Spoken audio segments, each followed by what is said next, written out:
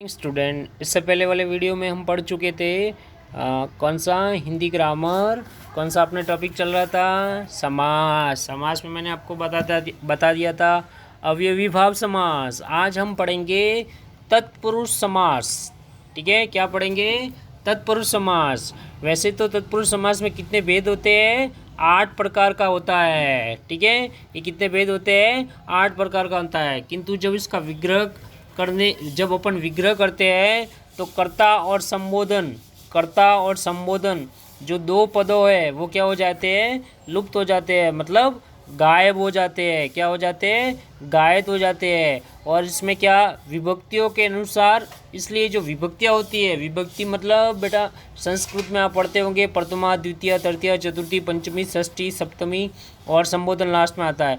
ये सभी जो संस्कृत ग्रामर के अंदर विभक्तियाँ होती है उसमें ये आता है। ठीक है, तो विभक्तियों के अनुसार जो कारक टॉपिक होता है या कारक जो सब्जेक्ट होता है वो हिंदी ग्रामर में, उसके अकॉर्डिंग इसमें अंदर आता है। अब ये जो तत्पुरुष समास है ये कितने प्रकार का होता है? सामान्यतः विभक्तियों के अनुसार अपन देखेंगे तो देख लीजिए कितने प्रकार के होते हैं। ये 6 प्रकार के होते हैं। अब कौन कौन से होते हैं? कर्म तत्पुरुष, करण तत्पुरुष, संप्रदान तत्पुरुष, अपादान तत्पुरुष, संबंध तत्पुरुष और लास्ट में आता है अधिकरण तत्पुरुष समास। ठीक है, अगर इसको आप शॉर्ट में याद करना चाहते हो, शॉर्ट में एक फॉर्मूला है जो मैं आपको याद दिला देता हूँ।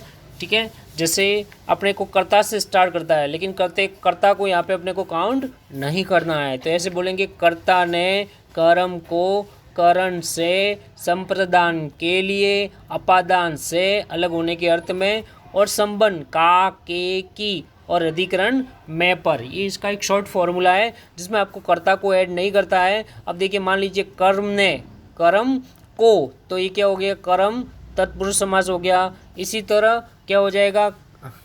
दूसरा क्या हो जाएगा? संप्रदान तत्पुरुष। तो संप्रदान तत्पुरुष के लिए क्या आएगा? के लिए। ठीक है, अपादान में क्या आता है? से, मतलब से बीच में सब में संयोजक से आएगा, लेकिन किसके अर्थ में? अलग होने के अर्थ में आएगा। और 5वां नंबर है, क्या है? संबंध। संबंध आपको बताइए एक दूसरे के बीच में रिलेशन बताएगा, लेकिन उनके बीच में क्या आएगा? का, के, की आएगा। और लास्ट में आ जाएगा मैं पेपर। संबंध जो अधिकरण जो तत्पुरुष समास है उसके अंदर आएगा। ये क्या आएगा? अधिकरण तत्पुरुष समास। अब हम इसको थोड़ा डिटेल से पढ़ते हैं तो पता चलेगा, ऐसे आपको पता नहीं चलेगा किस तरह से एग्जाम्पल आते हैं और किस तरह से अपने को उनको सॉल्यूशन करना है। ठीक है, तो सबसे पहला आता है कर्म तत्पुरुष समास। ठीक है, अब अपने को यहाँ पे देखना है कि जो कर्म तत्पुरुष समास है ये होता क्या है, ये क्या चीज़ होती है। तो इसमें आप देखोगे, इसमें 2 पदों के बीच में कर्म कारक छिपा होता है। 2 पद हो गए, लेकिन उनके बीच में क्या छिपा होता है? कर्म कारक छिपा होता है। मतलब कारक का एक टॉपिक होता है, हिंदी में, संस्कृत में भी होता है।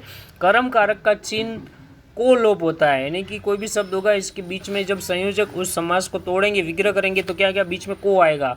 को कर्म कारक की विभक्ति भी कहा जाता है, इसकी विभक्ति भी कहा जाता है, इसलिए इसको क्या कहते हैं? कर्म तत्पुरुष समास कहते हैं। अब देखिए एग्जाम्पल देखते हैं। सबसे पहले अपने पास में है रथ चालक। कौन सा शब्द है? रथ चालक। अब देखो, रथ को चलाने वाला या रथ को चलने वाला। तो अब देखिए रथ को चलने वाला को बीच में आया, ये क्या कहता है कि 2 पदों के उसमें कर्म कारक छिपा हो गया। अब रथ चालक है, उसका काम क्या है? रथ को चलाना। ठीक है, ग्रामगत। अब ग्राम का मतलब होता है गांव, और तो गांव को गया हुआ, को बीच में आया। माखन चोर, माखन को चुराने वाला। ठीक है, ये बहुब्रीहि समास भी हो सकता है, क्योंकि माखन चोर वह जो माखन को चुराता है, अर्थात भगवान श्री कृष्ण। वन गमन, वन को गमन, गमन का मतलब होता है जाना, और वन का मतलब होता है जंगल। ठीक है, तो वन गमन मतलब वन को, गमन मतलब वन को जाने वाला। मुंह तोड़। अब देखो, मुंह और तोड़ यानी कि मुंह को तोड़ने वाला। हर शब्द को जब अपन उसका विग्रह करते हैं, समास का मतलब वही होता है कि समास जो छोटा पद है, और विग्रह का मतलब होता है उसको तोड़ना। ठीक है, तो मुंह तोड़ यानी कि मुंह को तोड़ने वाला, तो बीच में को शब्द आया। स्वर्ग प्राप्त। अब देखो, स्वर्ग अलग है और प्राप्त अलग है, लेकिन स्वर्ग को प्राप्त यानी कि स्वर्ग को क्या हो गया? प्राप्त हो गया, अर्थात वह मर गया या डेथ हो गई उसकी।